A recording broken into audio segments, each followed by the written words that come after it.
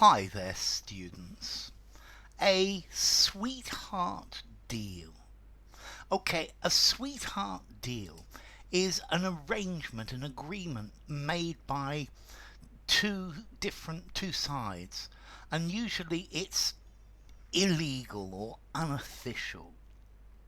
So, for example, one of the sweetheart deals that's going around in this country is when the um, town hall or the government um, commission an artwork, or they hire a musician or an artist. They say to the artist, okay, I'm going to commission a statue from you, and you're going to give me a bill for 100,000 euros, but I'm only going to give you 50,000. And like that, you will get the deal. And that's the only way you're actually going to get the commission as the artist. And this very clearly is a sweetheart deal. He got a sweetheart deal on the new car because he's a very good friend of the manager. Okay, so the manager gave him a very big discount because they were friends. It's an agreement that is unfair because it gives advantage to people who know each other well, or to people who have a lot of influence. Members of the council had arranged a sweetheart deal with the company. Oh, another sweetheart deal that they like to do around here is if you want planning permission for a piece of land, you what you have to do is you go to the town hall and you say, I want planning permission, and normally the politician will say, okay, you can get planning permission, but this is how it's going to work. We're going to make a company, and I'm going to own half of it, and you're going to own the other half. And the company is going to own the land and do this deal. And we're going to use the builder that I tell us to use. And like that, you can guarantee that you're going to get your zoning permission, your permission to build your building. That one's another nice one. It's an advantageous arrangement or agreement between two people. A piece of business that's arranged through personal connections. If you want to borrow a lot of money from the bank at very good terms, well, it's best if the banker is your brother, for example. Yeah, a sweetheart deal. This is a deal in which a public body offers favourable terms, unduly favourable, to a private company or a private individual.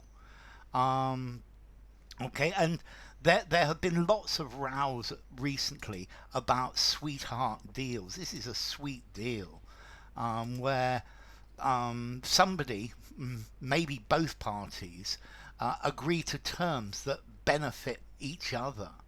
And this is something that happens in politics, in political agreements as well.